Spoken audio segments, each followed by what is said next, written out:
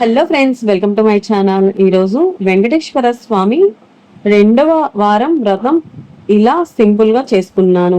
ఈ వ్రతంలో పిండి ప్రమిదలు తయారు చేసుకోవాలి. ఈ పిండి ప్రమిదలు మనం ప్రతి వారం 7 పిండి ప్రమిదలు చేసుకోవాల్సిన అవసరం లేదు. ఇలా 2 చేసుకొనైనా దీపారాధన చేసుకోవచ్చు.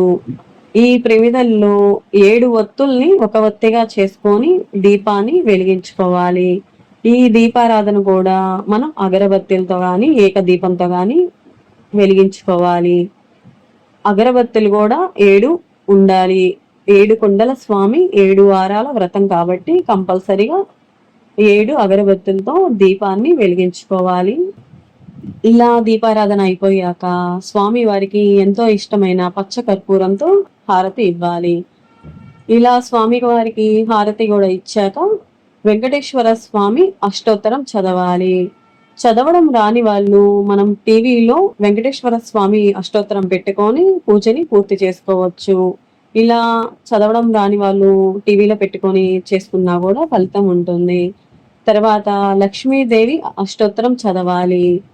ఇలా పూజని పూర్తి చేసుకోవాలి.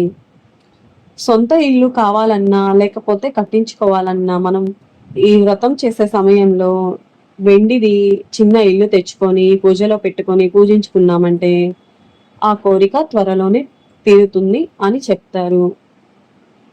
ఇలా స్వామివారికి పూజ చేసుకున్నాక పగలంతా ఏమీ తినకుండా ఈవినింగ్ స్వామివారికి పెట్టిన ప్రసాదాలు తినచ్చు. ఈ ప్రసాదాలు కూడా వద్దనుకుంటే స్వామివారికి మనం కొబ్బరికాయ కొడతాం కదా, కొబ్బరికాయ కానీ అరటిపండు కానీ ఉంటే అవి తినాలి. ఇలా చేస్తే చాలా మంచిది. హెల్త్ ప్రాబ్లమ్స్ ఉన్న వాళ్ళు, ఒకవేళ ఉపవాసం ఉండలేను అనుకున్న వాళ్ళు ఆఫ్టర్నూన్ లైట్గా టిఫిన్ చేసి ఈవినింగ్ ఇలా స్వామివారికి పెట్టిన ప్రసాదాలు తినచ్చు. ఇలా వెంకటేశ్వర స్వామి వ్రతాన్ని సింపుల్గా చేసుకోవచ్చు. ఈ రెండవ వారం వ్రతంలో నేను స్వామి వారికి ఇష్టమైన చక్కెర పొంగలి నైవేద్యంగా పెట్టుకున్నాను. దీనితో పాటు సమ్మర్ కాబట్టి మ్యాంగోతో పులిహోర, వడపప్పు, పానకం పెట్టుకున్నాను.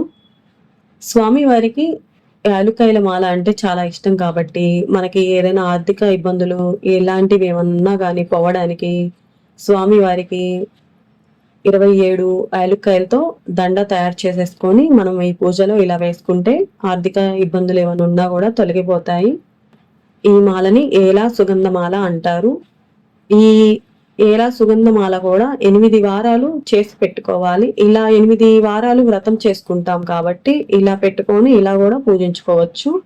ఈ 7 వారాల వ్రతం అంటాం కానీ 8వ వారం కూడా చేసుకోవాలి. స్వామివారు వడ్డీ కాసుల వారు కాబట్టి 8 వారాలు మనం ఇలా వ్రతం చేసుకోవాలి. ఐ హోప్ నా వీడియో కనుక మీకు నచ్చినట్లయితే please like, share and subscribe. Thank you.